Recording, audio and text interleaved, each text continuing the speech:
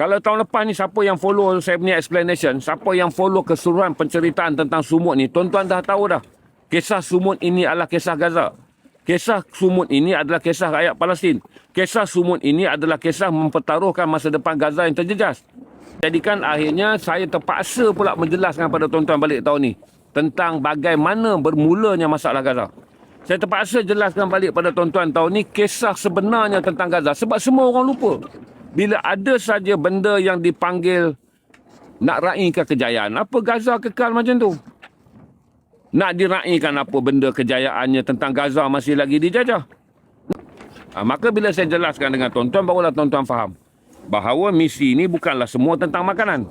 Malah bahawa misi ini datang adalah untuk memberikan tekanan. Kali ini kita belayar dengan 22 hari bulan April ni. Tanda, ingat tarikh. Jangan duk dengar saya cakap tak ingat tarikh. 22 April di Brussels.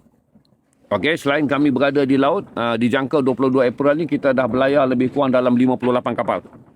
Jadi 58 kapal berada di laut, di darat, di Brussels. Kenapa pilih Brussels? Brussels adalah pusat pentadbiran bagi Eropah. United Nations, NATO semua ni base dekat Brussels. Kenapa buat di Brussels?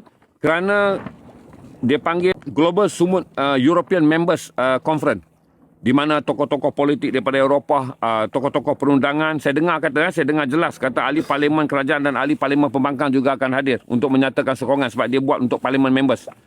Maka ramai ahli parlimen daripada seluruh dunia akan datang dan membentangkan untuk menghasilkan satu deklarasi, dipanggil sebagai deklarasi Brussels untuk Gaza, iaitu buka pintu sempadan. Bila deklarasi itu lulus, deklarasi itu akan dihantar kepada ketua-ketua kerajaan di Eropah dan dihantar kepada ketua-ketua kerajaan yang mana pengundi dia datang, di mana wakil rakyat dia datang, supaya untuk mendesak kerajaan Eropah mendesak Israel membuka pintu Rafah supaya bantuan kemanusiaan yang dimasukkan secara sedikit ni balik kepada had yang telah ditentukan oleh PBB yang telah dipersetujui dalam perjanjian kejahatan senjata.